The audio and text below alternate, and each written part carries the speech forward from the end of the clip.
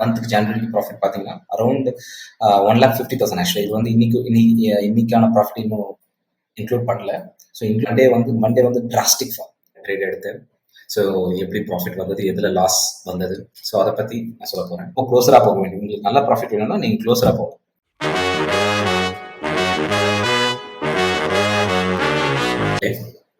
This is Saravanan, King Coder, Kuti Trader. So this in the video Nifty Jan series oda vlog. So நான் என்னென்ன trade எடுத்தேன், so எப்படி profit வந்தது, எதில் loss வந்தது, so அதை பற்றி நான் சொல்ல போகிறேன். ஸோ ஆக்சுவலி திஸ் இஸ் இதுதான் என்னோட ஃபர்ஸ்ட் வீடியோ. ஸோ இந்த சேனலுக்கான ஃபர்ஸ்ட் வீடியோ. ஸோ என்னை பற்றின personal information, brief introduction, every thing நான் வந்து இன்னொரு வீடியோவில் கொடுக்குறேன். ஸோ இந்த video is just about nifty Jan series, right? So ஜான்ல எப்படி என்ன, ஐ மீன் உங்களுக்கு நிஃப்டி ஷேர் மார்க்கெட்டில் இருக்கிறவங்களுக்கு தெரியும். நிஃப்டி ஒரு ஜான் சீரிஸ் பார்த்தீங்கன்னா ஒரு கிரேசி மந்த்னு சொல்லலாம். ஏன்னா நிஃப்டி வந்து லோலேருந்து ஸ்டார்ட் ஆச்சு. ஐ மீன் ஒரு புல்லிஷ் வியூவில் ஸ்டார்ட் ஆச்சு. நல்லா ஆல்மோஸ்ட் ஆல் டைம் ஹை கிட்ட போச்சு. 1,800 300 போச்சு, ரைட்? 300 இன்னொரு 300 போயிருந்துச்சுன்னா ஆல் டைம் ஹைக்கே வந்துருக்கும். ஸோ அந்த அளவுக்கு போச்சு. அப்புறம் அங்கேருந்து தலைக்கீழ குதிச்சா மாதிரி ஃப்ரீ ஃபால். அங்கிருந்து 18,300லேருந்து இட்ஸ் நான் ஆல்மோஸ்ட் டுடே இப்போ பார்த்தீங்கன்னா 70,000 பிரேக் பண்ணிருச்சு. 70,000 மார்னிங் நான் பார்த்து செக் பண்ணும்போது 16,880 வந்தது. ஸோ இந்த ஃபால் பார்த்தீங்கன்னா ஒரு டிராஸ்டிக் ஃபால். அதாவது ஸ்பீடாக மேலே போச்சு. போன ஸ்பீடோட ஆக்சுவலாக அதிகமாக வந்து கிழவும் வந்துச்சு.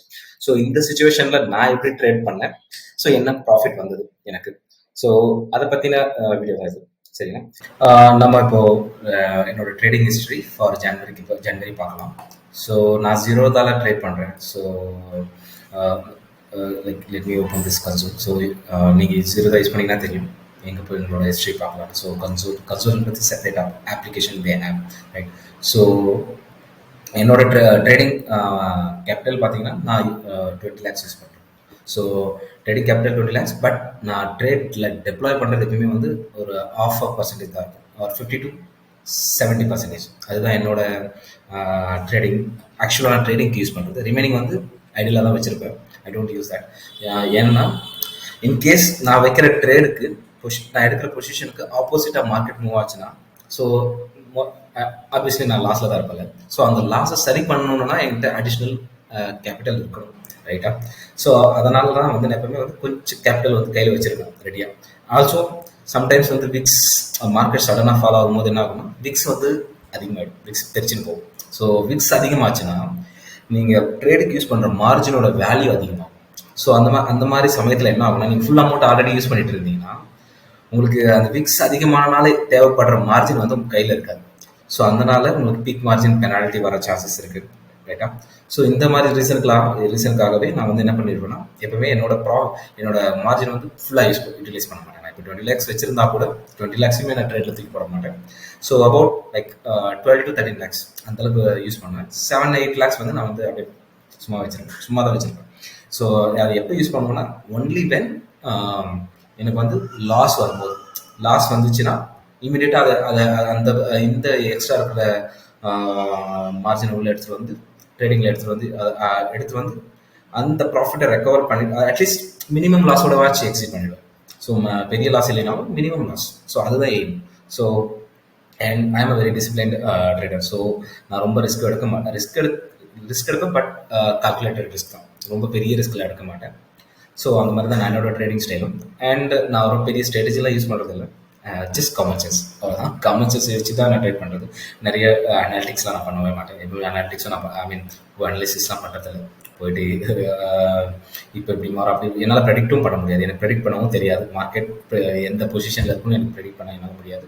பட் கொஞ்சம் common sense and market move ஆன பிறகு அதுக்கு அடுத்தது தான் நான் பொசிஷனை எப்படி எடுக்கணுன்றதை டிசைட் பண்ணுவேன். முன்னாடியே எனக்கு தெரியாது. ஸோ அதை பேஸ் பண்ணி தான் இதுதான் என்னோட ட்ரேடிங் ஸ்டைல், சரிங்களா? ஸோ நீங்கள் உங்களுக்கு ஏதாவது ட்ரேடிங் ஸ்டைல் நீங்கள் பண்ணுறது இருந்ததுன்னா தாராளமாக கமெண்ட் செக்ஷனில் போடுங்க. I will definitely read. Also like இந்த channel is mainly for sharing the knowledge, right? So எனக்கு தெரிஞ்சதை நான் போடுவேன்.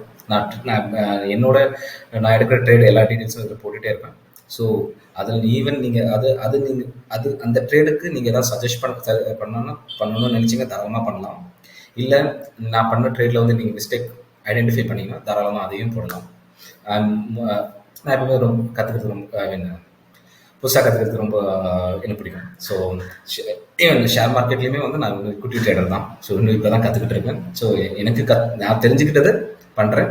அதில் அதை பற்றின ஸோ நான் ஏதாவது ஸ்ட்ராட்டஜி எடுத்தேன்னா ஸோ ஏன் அந்த ஸ்ட்ராட்டஜி எடுக்கிறேன்றது இதில் போடுவேன். சரிங்களா?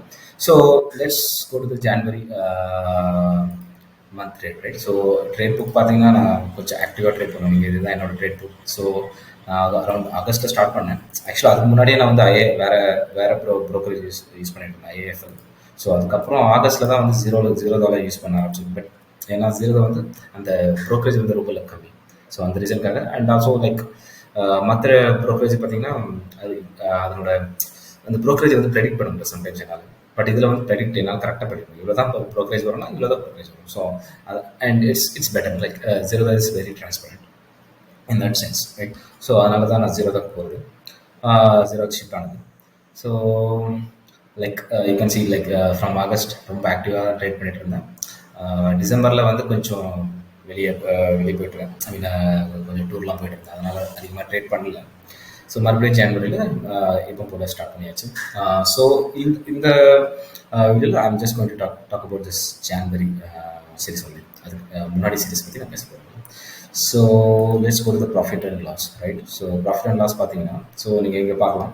ஸோ நிறைய க்ரீன், அங்கங்கே கொஞ்சம் ரெட், ரைட்? ஸோ எங்கெல்லாம் ரெட் இருக்கோ அதெல்லாம் வந்து என்னோட லாஸ், எங்கெல்லாம் க்ரீன் இருக்கோ அதெல்லாம் என்னோட ப்ராஃபிட், ரைட்? ஜான்வரி சீரிஸ் நான் ஸ்டார்ட் பண்ணும்போது ஆக்சுவலாக நான் பேங்க் நிஃப்டியில் ஸ்டார்ட் பண்ணேன், நிஃப்டியில் கிடையாது. ஸோ அதுக்கு முன்னாடி டிசம்பர்லலாம் வந்து நான் கொஞ்சம் பேங்க் நிஃப்டியில் தான் அதிகமாக பண்ணிட்டு இருந்தேன். பட் ரீசெண்டாக தான் நான் வந்து நிஃப்டிக்கு சூஸ் ஆகும். பட் ஜான்வரி பார்க்கும்போது both Nifty and bank Nifty வந்து டவுனாக தான் இருந்தது. ஐ மீன் டிசம்பர் எண்டில் வந்து டவுனில் இருந்து கொஞ்சம் பிக்கப் ஆக ஸ்டார்ட் ஆகுது. டிசம்பர் லாஸ்ட் 2 days வந்து கொஞ்சம் பிக்கப் ஆக ஆரம்பிச்சது. அதுலேருந்து அப்படியே கண்டினியூ ஆச்சு, ரைட்டா? ஸோ அதுக்கு அடுத்தது லைட்டாக ஓரளவுக்கு எல்லாருக்குமே தெரிஞ்சிருக்கும், மார்க்கெட்டில் இருக்க எல்லாருமே ஓரளவுக்கு தெரிஞ்சிச்சு. கொஞ்சம் புலிஷ் வியூ தான், ஐ மீன் புலிஷ் சென்டிமெண்ட் தான் around the market, right? So அந்த சென்ஸில் வந்து நான் வந்து என்ன பண்ணேன்னா, ஸோ ஆக்சுவலாக எல்லாமே நான் எடுத்தது எல்லாமே வந்து பார்த்தீங்கன்னா புட் ஆப்ஷன்ஸ். செல் பண்ணது எல்லாமே புட் ஆப்ஷன்ஸ் தான். பொசிஷன் எல்லாமே எனக்கு புட்டு தான்.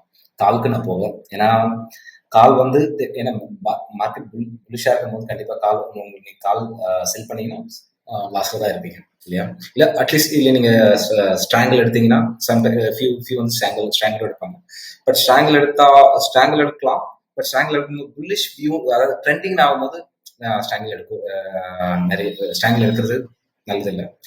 பட் ஸ்டில் மெனி வந்து ப்ரிஃபர் ஆப்ஷன் செல்லிங்னாலே நிறைய பேர் வந்து ஸ்ட்ராங்கிள் தான் எடுப்பாங்க, சரிங்களா? ஏன்னா கண்ணை போயிட்டு ஸ்ட்ராங்கிள் இந்த பக்கம் ஒரு மார்க்கெட் கரண்ட் பொசிஷன்ல இருந்து டவுன்ல ஒரு 1000-2000 பாயிண்ட் அவே, அப்ல 2000-2000 பாயிண்ட் அவே, அந்த மாதிரி ஒரு பொசிஷன் எடுத்துட்டு அங்க வந்து ஆப்ஷன்ஸை செல் பண்ணி விடுவாங்க. செல் பண்ணிட்டு அது அந்த மந்த்துக்குள்ள அந்த 4000 பாயிண்ட்டுக்குள்ள பேங்க் நிஃப்டியோ ஆர் நிஃப்டி இருக்கிற வரைக்கும் தேல் மேக் ப்ராஃபிட், ரைட்? ஸோ இதுதான் வந்து ஸ்ட்ராங்கிளோட ஸ்ட்ராட்டஜி, ரைட்?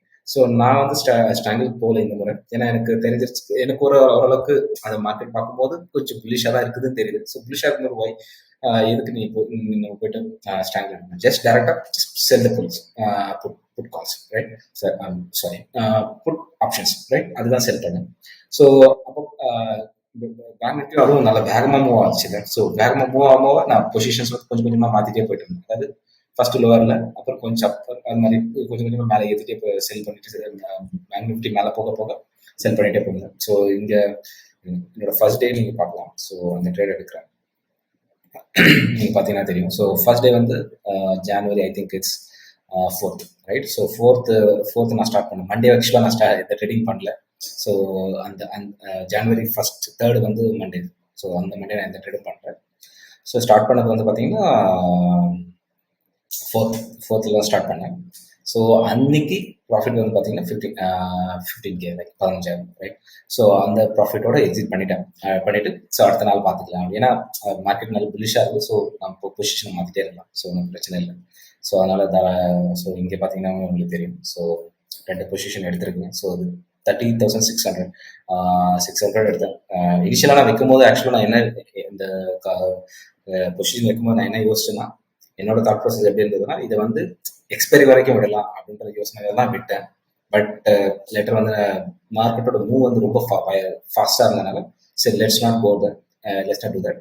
ஜஸ்ட் மார்க்கெட் மேலே போக போக பொசிஷனை மட்டும் மாற்றிட்டே போகலாம், மேலே மேலே நம்மளும் மேலே போகலாம். ஸோ அந்த தாட் ப்ராசஸ் ஸ்டே பண்ணிட்டேன். ஸோ அன்றைக்கே வந்து இதையும் எக்ஸிட் பண்ணிட்டேன். ஸோ எக்ஸிட் பண்ணி இந்த அளவுக்கு ப்ராஃபிட். அதில் வந்து ஆக்சுவலாக நான் ஃபியூச்சரும் சேல் பண்ணேன் அன்றைக்கி. ஸோ ஃபஸ்ட் நான் ஃபியூச்சர் அதிகமாக செல் பண்ணுறது கிடையாது, எனக்கு ஃபியூச்சர் பிடிக்காதுன்னு வச்சு. ஏன்னா ஃபியூச்சர் எப்பவுமே ரிஸ்க்.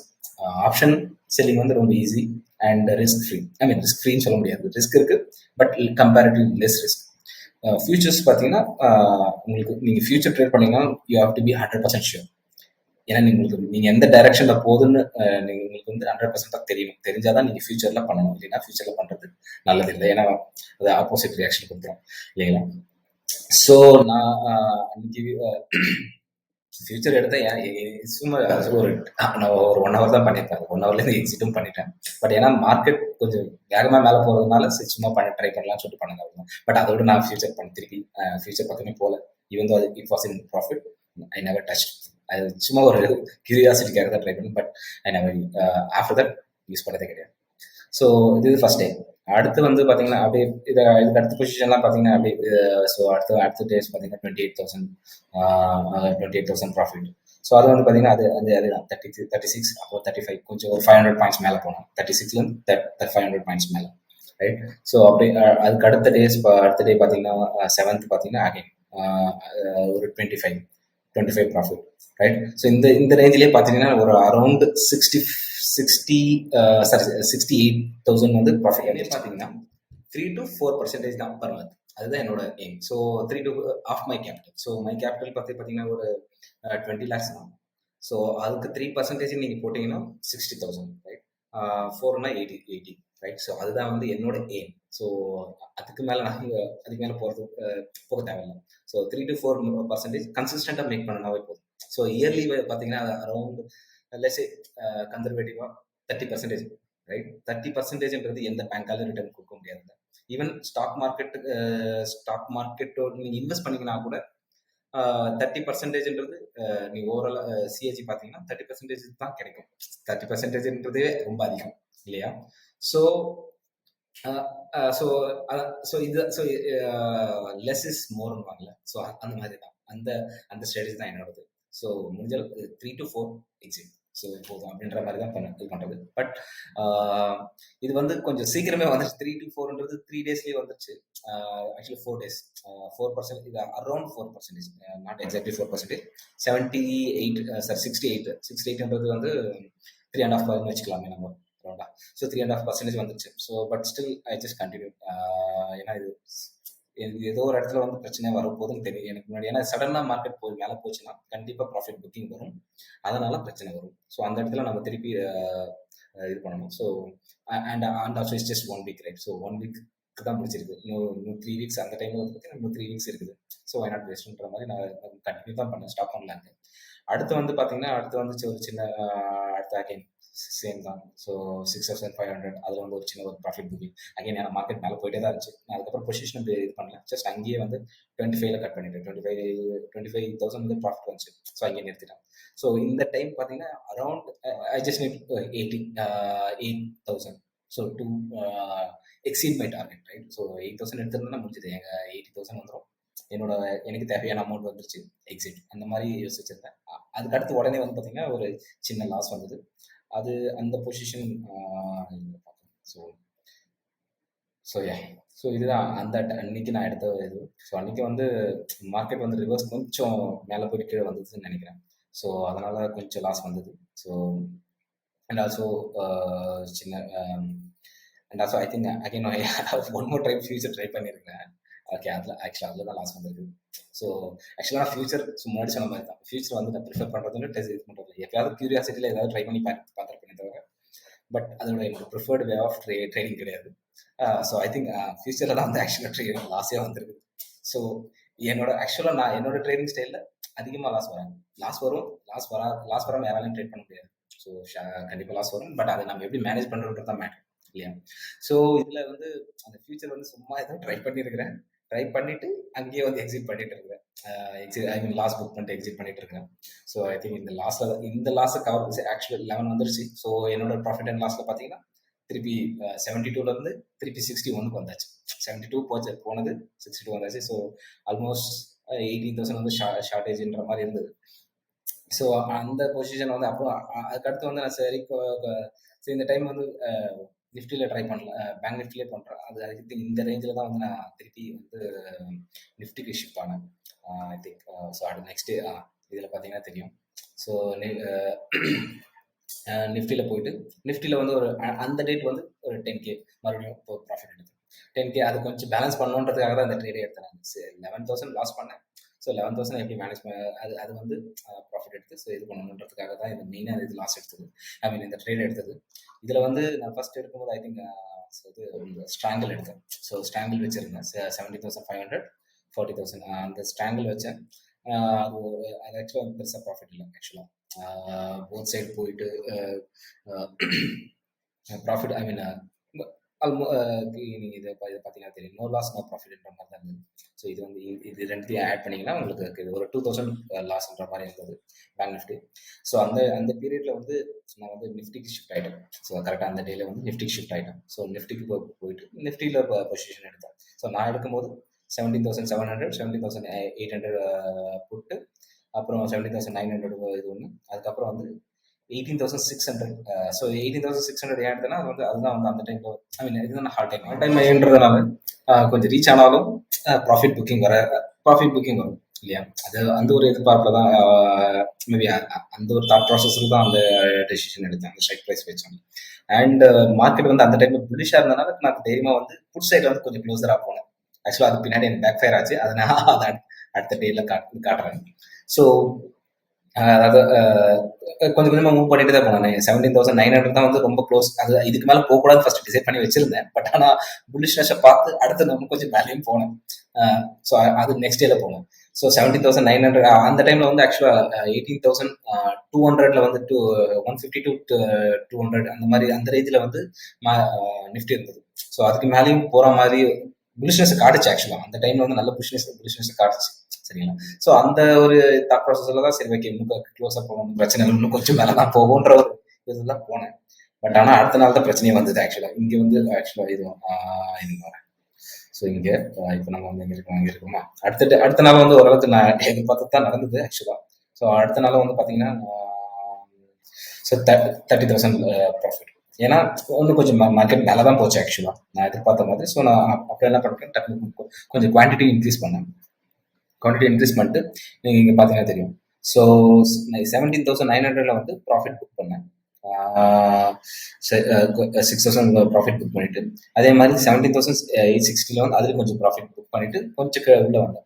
18,500 உள்ள வந்தேன். அந்த இடத்துல கொஞ்சம் கன்சல்டேட் ஆகிற மாதிரி இருந்தது. ஸோ அந்த கன்சல்டேட் தான் ஆகுது அப்படின்ற ஒரு இதில் சரி மேபி ஏன்னா கன்சல்டேட் ஆகும்போது நீ 1 or 2 days 3 days வந்து கன்சல்டேட் ஆச்சுனாவே உங்களுக்கு அந்த டைம் டிக்கே இருக்கும். ஸோ அதில் வந்து கொஞ்சம் ப்ராஃபிட் வரும் இல்லையா? ஸோ அந்த யோசனையில் வந்து சரி நான் வந்து அந்த பொசிஷனுக்கு வந்து அப்படியே வச்சுட்டேன், க்ளோஸ் பண்ணல. ஸோ இப்போ பார்த்தீங்கன்னா இங்கே இது லாஸ் பார்த்தீங்கன்னா இது அன்ரியலைஸ் தான். ஸோ லாஸில் இருந்தாலுமே ஸோ அன்ரியலைஸ்டு தான் இருந்தது. ஸோ இதை மட்டும் இது மட்டும் புக் பண்ணிட்டு சரி அப்படியே விட்டுட்டேன். ஸோ ஐ திங்க் இந்த டேல தான் இன்னைக்கு அதாவது மார்னிங்ல வந்து நல்லா ப்ராஃபிட் இது மார்க்கெட் வந்து புல்லிஷா இருந்தது. ஆஃப்டர்நூன்ல தான் வந்து ஆக்சுவலாக அது அந்த மார்க்கெட் விழவே ஸ்டார்ட் ஆச்சு, உடனே சல்லுன்னு வந்துச்சு. ஸோ அன்னைக்கு தான் வந்து பார்த்தீங்கன்னா அந்த யூஎஸ்ல வந்து பாண்ட் பர்ச்சேஸ் அந்த நியூஸ் வந்தது இல்லையா? அதாவது அந்த ஈல்டு வந்து அதிகமாச்சுன்னு சொல்லிட்டு நியூஸ் வந்தது. ஸோ அந்த நியூஸ்னால தான் வந்து ஆக்சுவலாக ஃபால் ஆச்சு. பட் அதை விழும்போதே எனக்கு தெரியல எதனால ஃபாலோ ஆச்சு, டக்குனு இவ்வளோ ஃபாலோ. நான் வந்து எனக்கு உடனே எக்ஸிட்டும் நான் பண்ணல ஆக்சுவலாக. ஏன் யோசிச்ச முதல்ல ஏன் இப்படி ஃபாலோ ஆகுது, மேபி இதுக்கு என்ன ஐ மீன் ரீசன் வந்து மேபி ப்ராஃபிட் புக்கிங்காக இருக்கலாம், இல்லை வேற ஏதாவது நியூஸாக இருக்கலாம் இல்லையா? ஸோ அது என்ன நியூஸ்ன்னு தெரியாமல் நம்ம உடனே எக்ஸிட் பண்ண தேவை. ஏன்னா எக்ஸிட் பண்ணிங்கன்னா நீ ப்ராஃபிட் வந்து ஐ மீன் லாஸ் வந்து புக் பண்ணிடுறீங்கன்னு அர்த்தம் இல்லையா? லாஸ் புக் பண்ணிட்டு மறுபடியும் நீங்கள் ரெக்கார்ட் பண்ணணும். ஸோ அந்த மாதிரி வரும். ஸோ ஸோ என்ன நியூஸ்னு தெரியாமலே எக்ஸிட் பண்ண வேண்டாம்னு சொல்லிட்டு நான் அன்னைக்கு விட்டுட்டேன். அன்னைக்கு விட்டுட்டு நைட்டு தான் வந்து அதுக்கு அடுத்த market after market market hours தான் வந்து ரிசர்ச் பண்ணி ஓகே அப்போ தான் எனக்கு தெரிஞ்சது. ஆக்சுவலாக இது யூஎஸ் வந்து யூஎஸ் மார்க்கெட்டில் மீன் அந்த இது பாண்ட் பர்ச்சேஸ் ஈல்டு வந்து பாண்ட் ஈல்டு வந்து கொஞ்சம் அதிகமாக இருந்திருக்குதுன்னு சொல்லிட்டு ஸோ அதனால தான் இந்த பிரச்சனை இருந்தது தெரிஞ்சு. ஸோ ஒரு ஐடியா வந்துருச்சு. அடுத்த நாளும் மார்க்கெட் தான் விழ தான் போகுதுன்னு ஓரளவுக்கு ஐடியா வந்தது. பட் இருந்தாலும் வந்து கொஞ்சம் ஹோப் இருந்தது. ஏன்னா மார்க்கெட் புல்லிஷாக இருக்குதுன்றது. ஆனால் எப்பவுமே ஷேர் மார்க்கெட்டில் ஒன்று சொல்லுவாங்க, உங்களுக்கு ஹோப் இருக்கவே கூடாது. ஓகேங்களா? எப்பவுமே நீங்கள் வந்து ரொம்ப ஃபாஸ்ட்டாக ரியாக்ட் பண்ணணும். ரியாக்ட் பண்ணினா தான் தப்பிப்பீங்க.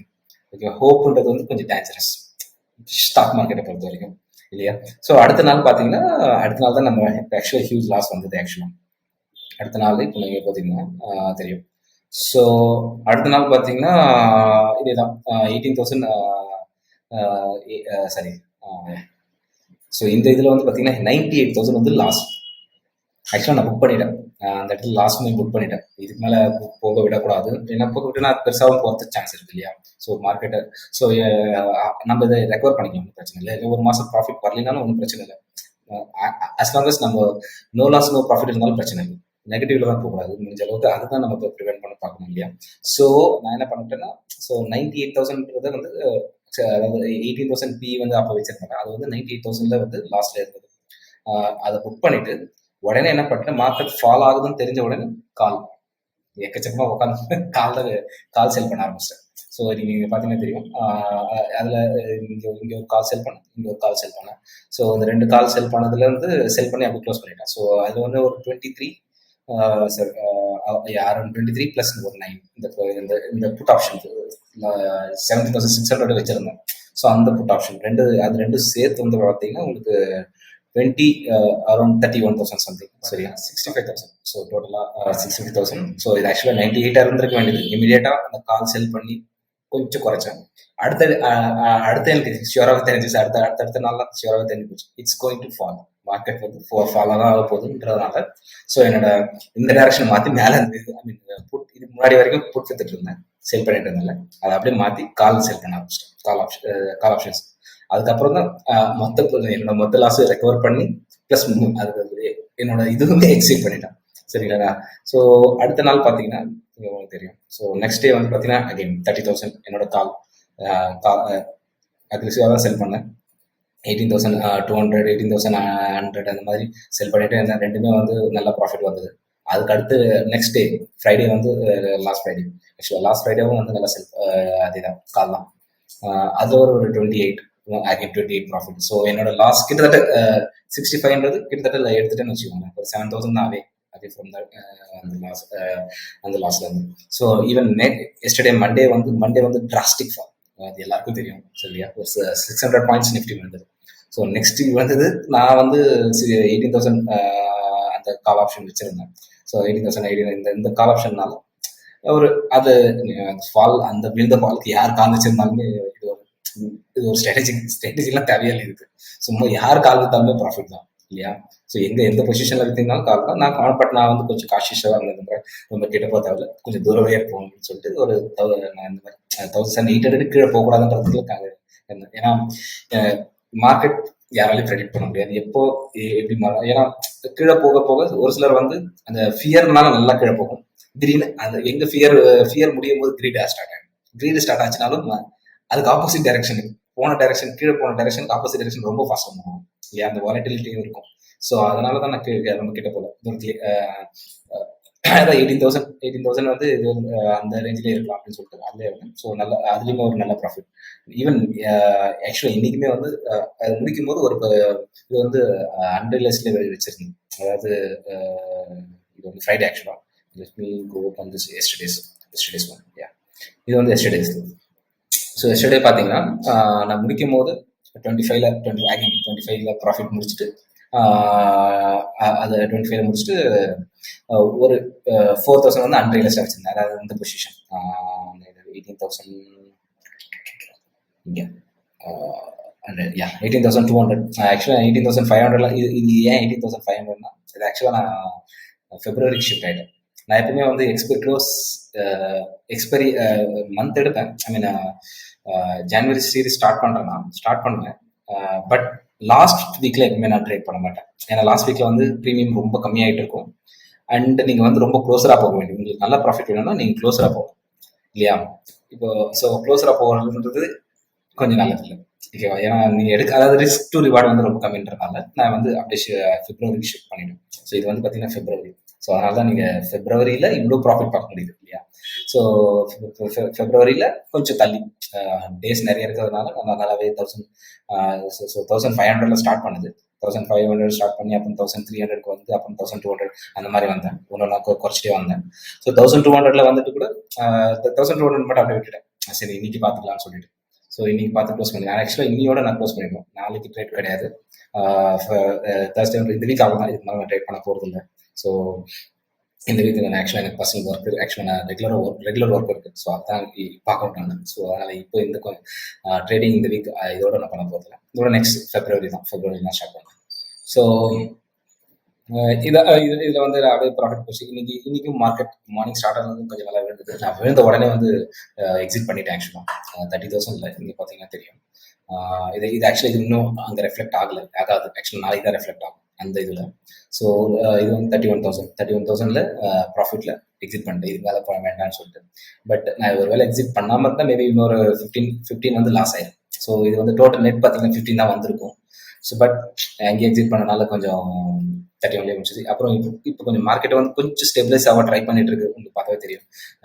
இதில் பார்த்தீங்கன்னா தெரியும் கொஞ்சம் கீழே போயிட்டு 16,000 இந்த ரேஞ்சில் பார்த்தீங்கன்னா 16,000 இங்கே இந்த ஏரியா பார்த்தீங்கன்னாவே தெரியும். இந்த ஏரியா 16,000 கீழே போச்சு. நல்லா 16,880 வந்தது.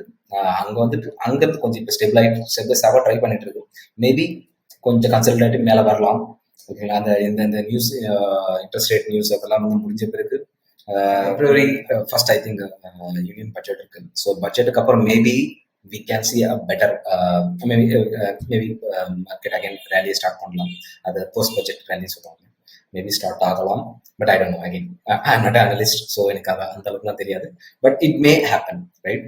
So yeah, that's that. So அதனால இப்போதைக்கு நான் இந்த ட்ரேடும் எடுக்கல. சரி பிப்ரவரியில் இதோட ஸ்டாப் பண்ணிட்டு பட்ஜெட்லாம் முடிஞ்சு என்ன ரிசல்ட் வருதுன்னு பார்த்து அதுக்கேற்ற மாதிரி நம்ம பொசிஷன் எடுத்துக்கலாம்னு சொல்லிட்டு விட்டுட்டேன். ஸோ அதுதான் இதுதான் இப்போ பொசிஷன். ஸோ இன்னைக்கு ப்ராஃபிட்டோட சேர்த்து பார்த்தீங்கன்னா ஆக்சுவலாக இட்ஸ் அரௌண்ட் இப்போ டோட்டல் இந்த மந்த்துக்கு ஜனவரி ப்ராஃபிட் பார்த்தீங்கன்னா அரௌண்ட் 1,50,000. ஆக்சுவலி இது வந்து இன்னைக்கான ப்ராஃபிட் இன்னும் இன்க்ளூட் பண்ணல. ஸோ இன்க்ளூட் பண்ணியிருந்தா டோட்டலாக 1,55,000 கிட்ட வரும். 1,52,000. இட்ஸ் மோர் தென் லைக் என்னோட இட்ஸ் அரௌண்ட் 7.5%. ஸோ இது வந்து ஒரு ஐ மீன் மேபி இன்வெஸ்டர்ஸ்க்கு இது வந்து கொஞ்சம் இன்வெஸ்டர்ஸ் ஆர் பொசிஷன் நீங்கள் வந்து டவுன் சைடில் எடுத்து வச்சுருந்தீங்கன்னா மேபி இது ஒர்ஸ்ட் மந்தாக இருக்கலாம். பட் அதுதான் நீங்கள் மார்க்கெட் சுச்சுவேஷனுக்கு ஏற்ற மாதிரி இமீடியட்டாக எப்படி சேஞ்ச் பண்ணுறீங்கன்றத பொறுத்து தான் இருக்குது ப்ராஃபிட்டும் லாஸும் இல்லையா? ஸோ நீ டக்குன்னு அடாப்ட் பண்ணிக்கணும். ஸோ அதே மாதிரி நான் சொன்ன மாதிரி ஹோப் இருக்கக்கூடாது. ஹோப் வந்து first enemy of trader.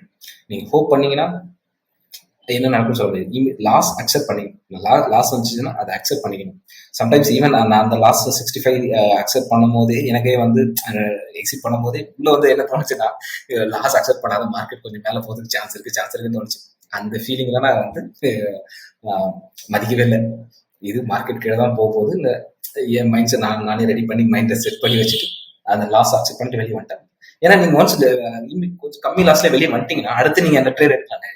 Everyday நீங்க ட்ரேட் எடுக்கலாம் இல்லையா? ஸோ அந்த லாஸ் நீங்க ஈஸியா ரெக்கவர் பண்ணலாம். ஏதோ அட்லீஸ்ட் உங்களுக்கு அந்த சான்ஸ் இருக்கும்.